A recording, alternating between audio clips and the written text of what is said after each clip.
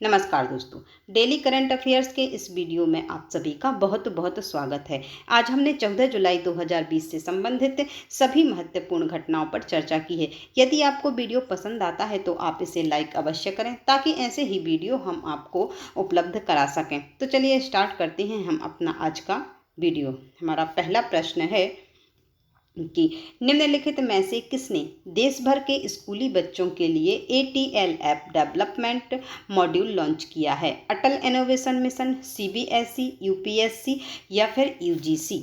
तो ये जो मॉड्यूल लॉन्च किया है ये किया गया है अटल इनोवेशन मिशन के द्वारा। जो नीति आयोग का अटल इनोवेशन मिशन है इसने देश भर के स्कूली बच्चों के लिए ATL app development module launch किया है जो कि एक ऑनलाइन कोर्स है। यह क्या है? एक ऑनलाइन कोर्स है जो पूरी तरह से क्या है? निःशुल्क है। पूरी तरह से ये क्या है? निःशुल्क है।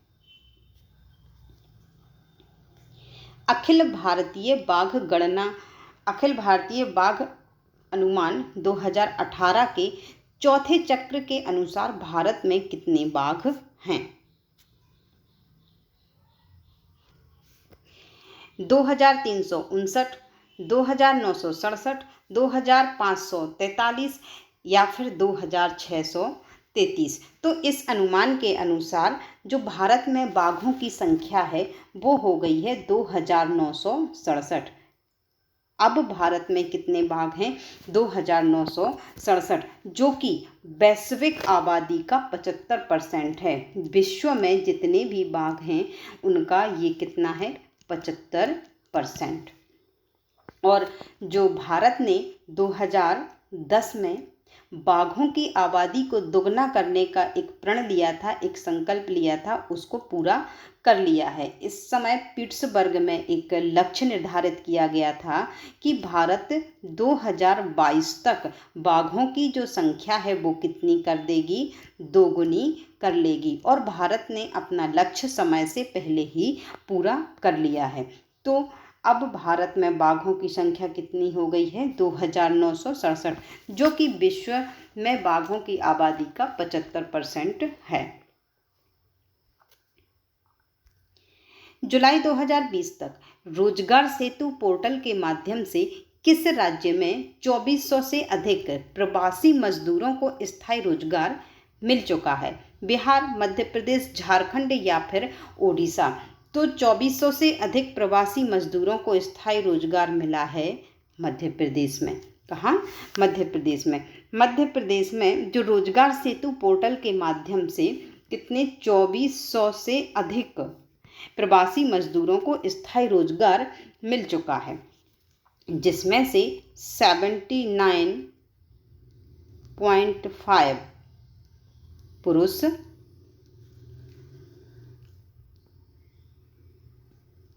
और 20.5 महिलाएं शामिल हैं। इन्हें रोजगार सेतु ऐप के पोर्टल के माध्यम से रोजगार दिया जा चुका है।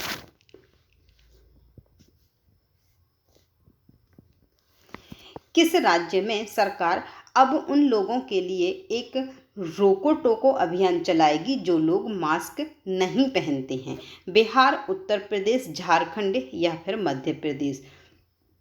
तो ये जो अभियान है, रोको टोको अभियान है, ये चलाया जाएगा मध्य प्रदेश सरकार के द्वारा। ऐसे लोगों के लिए जो मास्क नहीं पहनते हैं उनके लिए रोको टोको अभियान मध्य प्रदेश सरकार चलाएगी। और इसमें जो स्वैच्छिक संगठन हैं उन लोगों को मास्क प्रदान किए जाएंगे।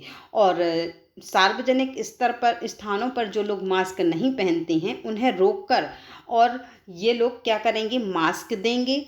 और मास्क देने के साथ ही प्रति मास्क 20 रुपये की राशि भी वसूलेंगे। ये जो स्वैच्छिक संगठन हैं और इनको जो मास्क दिए जाएंगे वो जीवन शक्ति योजना के तहत, जो जीवन शक्ति योजना के तहत मास्क बनाए गए हैं वही मास्क इन स्वैच्छिक संगठनों को प्रदान किए जाएंगे। और ये सार्वजनिक स्थानों पर लोगों को मास्क देंगे रोको टोको अभियान के तहत, और प्रत्येक मास्क 20 रुपये की राशि भी वसूलेंगे। मलाला दिवस कब मनाया जाता है? 9 जुलाई, 10 जुलाई, 11 जुलाई या फिर 12 जुलाई? तो जो मलाला दिवस है वो मनाया जाता है प्रत्येक वर्ष की 12 जुलाई को। मलाला दिवस है जो मलाला यूसुफजई के जन्म दिवस पर मनाया जाता है। किसके जन्म दिवस पर? मलाला यूसुफजई के जन्म दिवस पर। जो मलाला यूसुफजई हैं, इन्हें 9 अक्टूबर 2012 को इन्होंने सार्वजनिक रूप से महिलाओं की शिक्षा के लिए आवाज़ उठाई थी। तब जो तालिबान के बंदूकधारी हैं उन्होंने क्या किया था, इन्हें सिर में गोली मार दी थी और ये बुरी तरह से घायल हो गई थी और इन्होंने अपने जीवन के लिए फिर बहुत ही ज़्यादा संघर्ष किया और जब ठीक हुई तो इन्होंने बहुत अभियान भी चलाया और अपनी आवाज़ को जारी रखा महिलाओं की शिक्षा के लिए। फिर इन्हें 2012 में पाकिस्तान सरकार के द्वारा राष्ट्रीय युवा शांति पुरस्कार से सम्मानित किया गया। इसके बाद 2014 में मलाला यूसुफजई को 2014 में नोबेल शांति पुरस्कार भी दिया गया।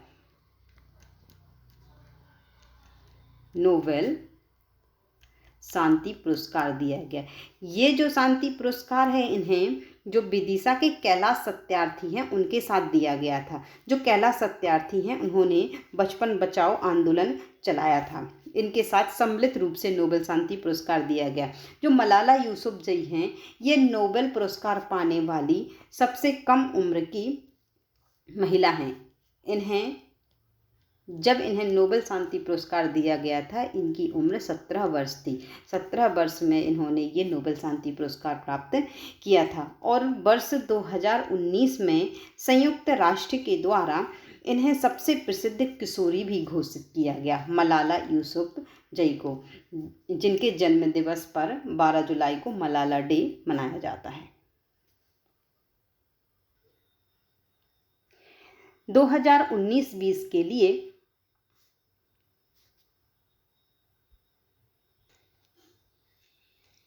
Department for international trade invert investment आंकड़ों के अनुसार भारत ने 2019 में विदेशी प्रत्यक्ष निवेश का दूसरा सबसे बड़ा स्रोत बनने के लिए यूके में कितनी परियोजनाओं में निवेश किया? 100, 120, 150 या फिर 200?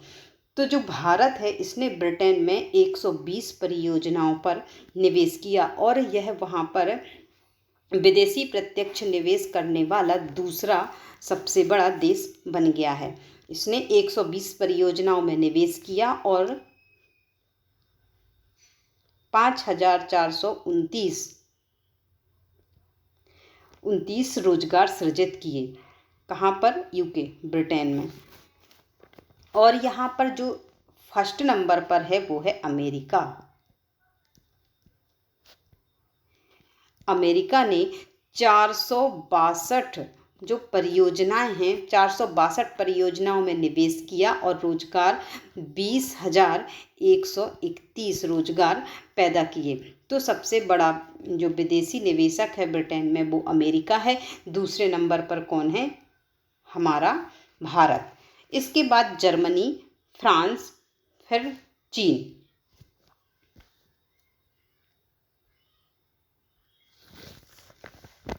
राष्ट्रीय रसायन और उर्वरक लिमिटेड ने त्वचा के अनुकूल मॉइस्चराइजर आधारित हैंड क्लींजिंग जेल RCF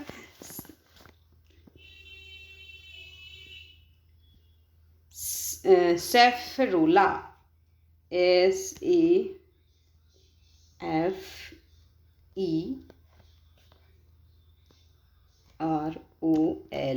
सैफरोला की शुरुआत की है।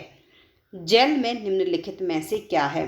तो ये जो क्लींजिंग जेल है RCF सैफरोला, इसमें इनमें से कौन से घटक हैं? आइसोप्रोपाइल, एलोवेरा अर्क, आइसोब्यूटेनॉल या फिर ये दोनों आइसोप्रोपाइल और एलोवेरा अर्क, और या फिर एलोवेरा और आइसोब्यूटेनाइल, इनमें से जो RCF सैफरोला है, इनमें कौन से घटक शामिल हैं?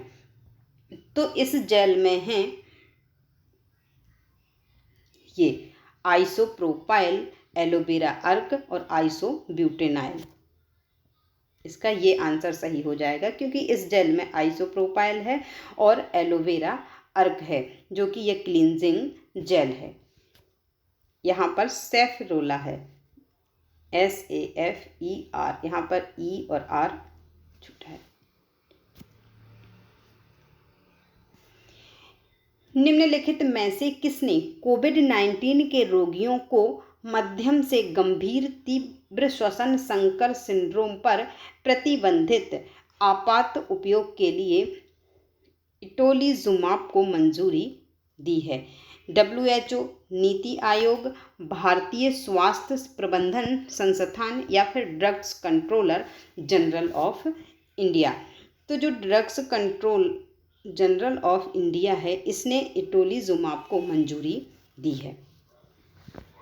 जो कोविड-19 के कारण रोगियों के मध्यम से गंभीर तीव्र श्वसन संकट सिंड्रोम के इलाज में साइटोकिन रिलीज सिंड्रोम के उपचार के लिए इटोलिजुमाब इंजेक्शन को मंजूरी दी है। और जो ये इंजेक्शन है, इसका उपयोग जो सोराइसिस है, इसके इलाज में भी किया जाता है। और जो ये drugs controller general of India है, ये भारत सरकार के औषधि मानक नियंत्रण संगठन का एक विभाग है, जो भारत में रक्त उत्पादों जैसे टीके या लिक्विड जैसी जो दवाएं हैं, इसके लाइसेंस के अनुमोदन के लिए जिम्मेदार है। इनका लाइसेंस ये संस्था करती है, और इसी ने जो इटोलिजुमाब है, इसको कोविड-19 के लिए इस इंजेक्शन को मंजूरी दे दी है।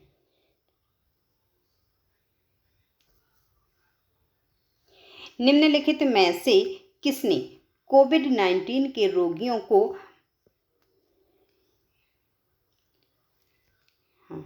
ये तो हो गया क्वेश्चन, हमें करना है 9th नंबर का।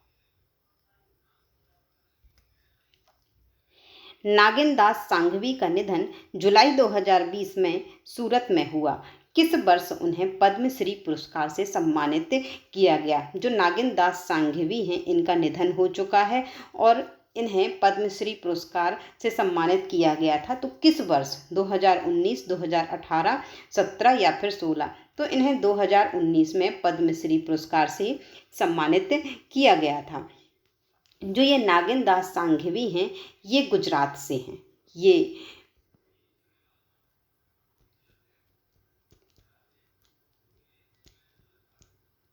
जो नागिन दास सांघवी हैं, ये कहाँ से हैं? गुजरात से। ये यहाँ के पत्रकार हैं, रहे हैं, और एक राजनीतिक विश्लेषक के रूप में इन्होंने कार्य किया है। राजनीतिक विश्लेषक।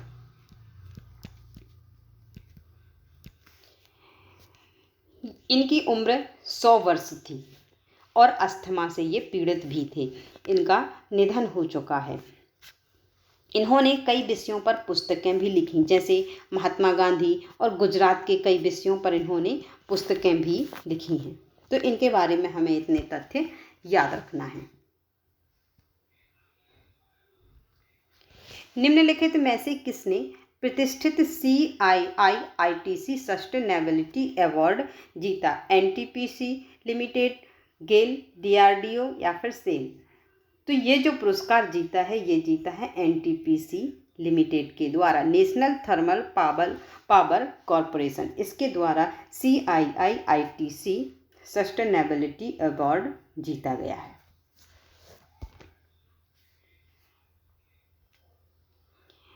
स्टायरन ग्रैंड प्रिक्स 2020 में किसने जीत हासिल की? Valtteri Bottas, Lewis Hamilton, max Verstappen, Fernando Alonso? तो इनमें से किसने स्टायरन ग्रैंड प्रिक्स 2020 में जीत हासिल की? तो इसमें लुइस हैमिल्टन ने स्टायरन ग्रैंड प्रिक्स 2020 में जीत हासिल की है। इनकी ये 85वीं जीत है। जो लुइस हैमिल्टन है, इनकी कौन सी जीत है? 85वीं, 85। और इसमें जो वाल्टोरी जो बोटास हैं, ये सेकंड नंबर पर रहे। कौन से नंबर पर रहे? ये सेकंड नंबर पर रहे हैं।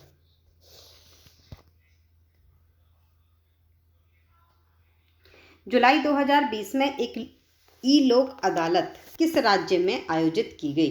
पंजाब, हरियाणा, बिहार या फिर छत्तीसगढ़? तो जो ई लोक अदालत है, ये आयोजित की गई छत्तीसगढ़ राज्य में। जो ई लोक अदालत है, ये 11 जुलाई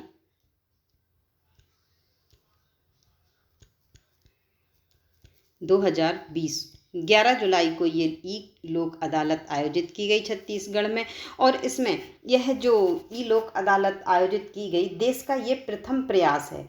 अभी ई लोक अदालत किसी अन्य राज्य में आयोजित नहीं की गई। यह जो छत्तीसगढ़ का ये जो प्रयास है, देश का प्रथम प्रयास बन गया है। और इसमें क्या जो लंबित मामले हैं, इसमें तेज़ी से निपटान करने के लिए इसका आयोजन किया गया। और जो बिलासपुर में जो उच्च न्यायालय सहित जिलों की अन्य 200 से अधिक बेंचों ने इसमें भाग लिया और इसमें कई मामलों की सुनवाई की गई। इसका जो उद्घाटन है, उच्च न्यायालय के मुख्य न्यायाधीश PR रामचंद्र मेनन के द्वारा किया गया। PR रामचंद्र मेनन के द्वारा इसका उद्घाटन किया गया। तो ई लोक अदालत का आयोजन छत्तीसगढ़ राज्य के द्वारा किया गया। आज के वीडियो में बस इतना ही। आज का वीडियो करते हैं हम यहीं पर समाप्त और मिलते हैं अपने कल के वीडियो में। वीडियो देखने के लिए आपका बहुत बहुत धन्यवाद।